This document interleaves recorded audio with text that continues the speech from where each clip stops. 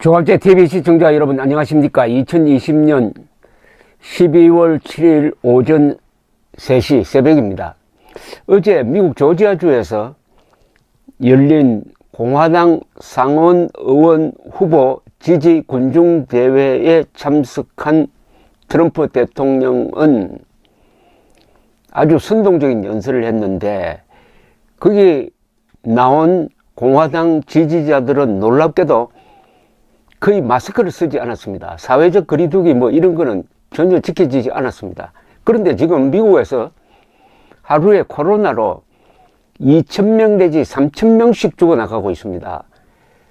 9.11 테러로 약 2,900명이 죽었거든요. 그러니까 미국에서 지금 매일 9.11 테러가 일어나고 있습니다.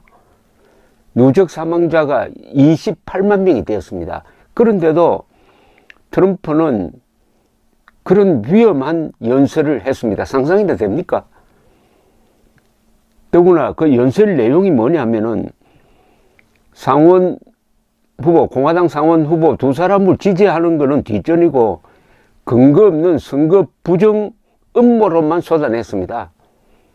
얼토당토 않아가지고 언론이 요사이 트럼프 대통령의 말을 할 때는 반드시 그 앞에다가 이것은 거짓 주장이다 하는 걸 붙입니다. 완전히 공식적으로 트럼프를 거짓말쟁이로 봅니다.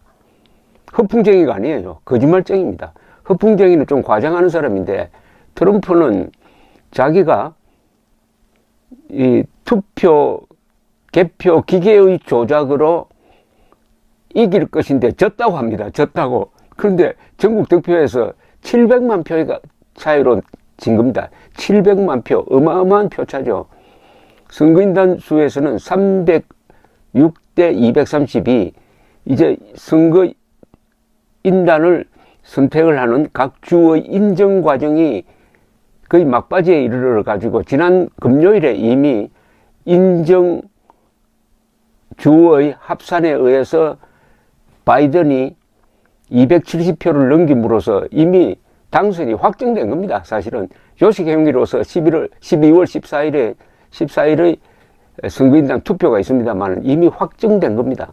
그런데도 트럼프는 선거 부정 음모론을 펼치면서 자기가 이길 것이라고 이렇게 이야기를 했습니다.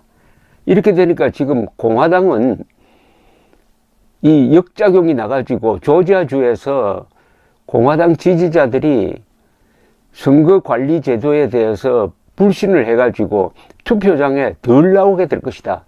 그러면은 조지아주 상원 의석 2개가 날아가고 2개가 민주당으로 가고, 그렇게 되면 상원 다수당 위치를 차지하지 못한다.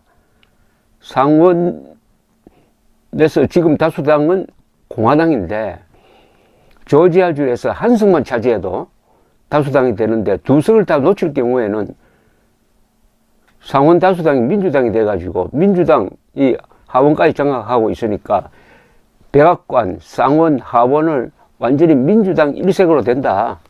이런 위기감에 처해 있다고 합니다. 어떻게 미국에서 이런 대통령을 내놓아 가지고 공정한 선거를 부정선거로 몰아가지고 지금 이렇게 하는 이유는 뭘까요? 바로 돈입니다. 돈. 부정선거를 주장하니까 열렬 지지자들이 지금 트럼프에게 돈을 보내고 있습니다. 대선 이후에 벌써 약 2억 달러를 모았습니다. 결국 돈벌이입니다. 돈벌이를 위한 음모론. 모든 음모론의 종착점은 거의 대부분이 돈입니다. 돈. 한국에서 지금 일부 유튜버가 황당무계하고 혹세무민하는 기사를 써가지고 접속자 수를 높여가지고 광고료를 받는 또는 후원금을 받는 구조하고 또 마찬가지입니다.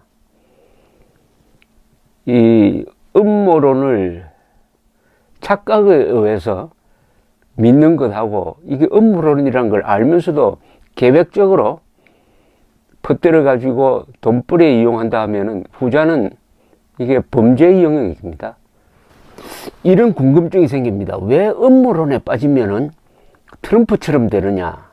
트럼프처럼 저렇게 무례한 사람이 되느냐 하는 걸 따져봤습니다. 왜 이렇게 무례한 사람이 되느냐? 한국에서도 음모론에 빠진 사람들. 예컨대 4.15 부정선거가 투개표기 조작에 의해서 일어났다 하는 음모론을 주장하는 사람. 광주 사태에 600명이 들어왔다라고, 북한군 600명이 들어왔다는 음모론을 주장하는 사람. 또는 광주 사태 때 헬기 사격이 있었다는 음모론을 주장하는 사람들. 이런 사람들이 행동하는 걸 보면은 참 무례합니다. 무례. 자신하고 생각이 다르면은 막 험담을 하고 그래요. 좋은 유튜브를 하나 소개해 드리겠습니다. 박휘락 TV 안보정론이란 유튜브가 있습니다. 박휘락 씨는 이 군인 출신의 이 안보 관련 교수입니다. 국민대 교수를 하신 분인데, 지금도 국민대 교수죠. 이분이 운영하는 박휘락 TV 안보정론에서 최근 2차례에 걸쳐서 이 음모론의 폐해를 아주 점잖게 다룬 내용이 있습니다. 거기서도 이 점잖은 박휘락 교수가 개탄하는 게, 음모론에 빠진 사람은 왜 이렇게 무례하고 아주 이 말이 거치느냐 하는 걸 다룬 내용이 있는데, 여러분 꼭 한번 참고하시기 바랍니다. 그래서 제가 한번 생각을 해봤습니다. 왜 음모론에 빠지면 사람이 이렇게 되느냐? 멀쩡한 사람이 왜 이렇게 되느냐? 배운 사람이 왜 이렇게 되느냐? 첫째, 이 음모론에 빠진다는 게 균형 감각이 없다는 겁니다. 좀 교양이 부족하다는 이야기죠.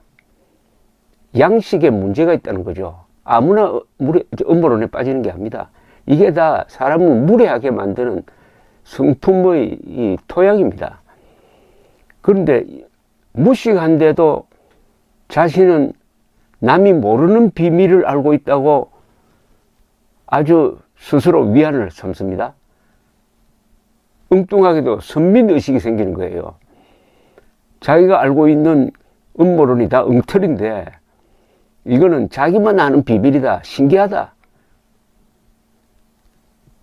또는 남이 동조해주지 않으면은 자신만이 아는 진실로 해가지고 내가 무식한 사람들로부터 따돌림을 당한다고 스스로를 위로합니다. 이렇게 되면 순교의식이나 사명감이 생깁니다. 그렇게 되면 사회에서 고립이 됩니다. 지금 한국의 음모론자들 얼마나 고립됩니까?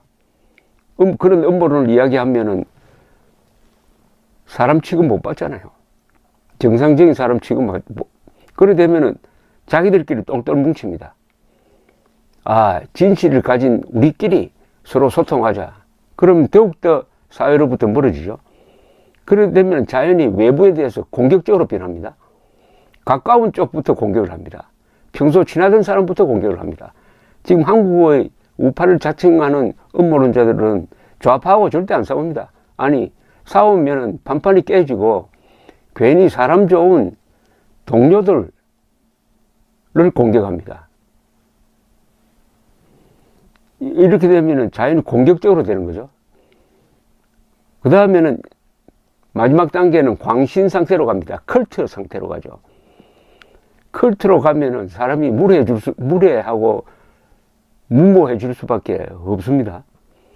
이 우파로 미정한 음모론자들은 좌파와는 싸우지 않고 싸울 실력도 없고 우파를 분열시키고 그리하여 우파를 중도 쪽 사람들로부터 웃음거리로 기피 대상으로 만듭니다. 이중의 잘못을 지금 저지르고 있습니다. 이런 음모론자들을 방치하면은 목소리 큰 사람이 이긴다고 조직의 주도권을 장악해가지고 멸망의 길로 인도하게 될 것입니다. 최근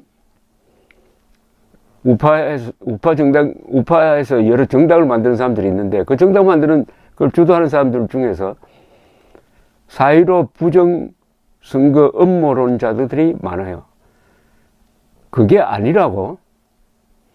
4.15 부정선거는 투표, 개표는 다 정확하게 이루어졌고 선관위의 말이 맞다고. 미래통합당도 그렇게 생각한다고. 이렇게 설득을 하면 화부터 냅니다.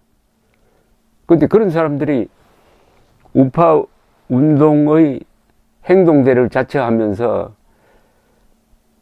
맨정신 가진 사람을 밀어내는 모습까지 보여주고 있습니다. 우리 자유진영이 다시 살아나려면 스스로 이 음모론을 제거를 해야 됩니다. 음모론을 해결을 해야 됩니다. 자, 그런데 이번 미국 선거를 거치면서 미국 사람들이 자주 쓰는 용어가 있어요. 디선시가 예절이란 말인데, 이번 선거의 의미를 설명할 때 디선시를 써요. 왜 트럼프를 찍지 않았느냐? 트럼프를 찍지 않은 사람들이 공통된 의견이, 트럼프는 디선시가 없다. 예의를 모른다. 예의를 모르는 인간이라는 그런 비아냥을 많이 합니다. 디선시. 바이든은 디선시가 있는 사람이다. 디선시, 예의. 아까 처음 제가 화두를 던진 게, 왜 음모론자들은 이렇게 예의가 없느냐? 예의가 없느냐? 이번 미국 대통령 선거는요, 무례한 트럼프와 그래도 젠틀한 바이든 대결에서 미국 사람들이 무례한 사람을 떨어뜨린 겁니다. 현직 대통령은 어마어마한 프리미엄이 있지만은 워낙 무례하니까 도저히, 그래서 약 8천만 표를 바이든에게 줘가지고 떨어뜨린 겁니다. 제가 이 디슨 씨와 관련한 이야기를 하나 해드릴까요? 이 미국에서 이 트럼프와 좀 닮았던 사람이 있습니다. 1950년대에 용공 조작의 메카시 선풍을 일으킨 유명한 조셉 R. 메카시 상원 의원이라는 사람이 있었어요. 이 사람은 1950년에 정부의 수백 명의 소련 간첩이 침투하였다고 폭로해가지고 유명해졌습니다. 당시는 한국 정부와 중공군 개입으로 위기감을 느낀 대중을 자극하기 좋은 소재였습니다. 그래서 상원에 관련 조사위원회가 만들어지고 이 조셉 메카시가 그 위원장이 되었습니다. 수백 명을 증인으로 불러내가지고 텔레비전 중계하에 지독한 신문을 했습니다. 그러다가 이게 오바를 하게 됩니다. 1954년엔 육군을 공격 대상으로 삼습니다.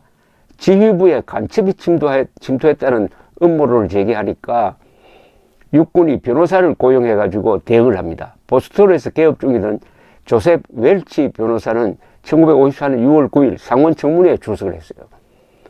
메카시는 웰치의 한 젊은 동료 변호사가 공산주의 조직과 관련이 있다면서 캐고 물었습니다. 웰치 변호사는 참다가 반격을 하는데 그게 다 텔레비전에 중계가 되었습니다. 이렇게 말을 꺼냅니다. 이 순간까지 나는 귀하의 잔인함이나 멋대로 행동하는 것에 대해서 개량해 본 적은 없지만, 이렇게 이야기를 하니까 반격을 받은 메카시가 놀래가지고 계속 공격을 하려고 하니까 웰치 변호사는 그의 말을 중간에 딱 끊고 화를 내면서 유명한 한마디를 던졌습니다. 상원 의원님, 이 젊은이를 더 이상 죽이려 들지 마세요. 당신은 충분히 했잖아요. 귀하는 예의라는 걸 모릅니까? 이게 Have you no sense of decency라고 했습니다. 이게 얼마나 통쾌했던지 그 텔레비전을 보던 사람들이 박수를 쳤다고 합니다. 그동안 이 메카시의 무례한 행태에 숨죽이고 있던 사람들의 울분을 대변한 이 한마디가 유명해졌습니다. 하루아침에 메카시에 대한 공포심이 사라지고 메카시는 조롱거리가 되었습니다. 상원이 그를 징계하고 공화당이 그를 추방하였습니다. 3년 뒤 그는 비참한 모습으로 죽었습니다. 트럼프의 행동이 메카시의 이 무례함을 연상시킵니다. 그러니까 미국 사람들이 이번에 트럼프에게 물은 거죠. 당신은 예의를 모릅니까? 우리 한국의 음모론자에게도 묻고 싶습니다. 당신들은 예의를 모릅니까? 감사합니다.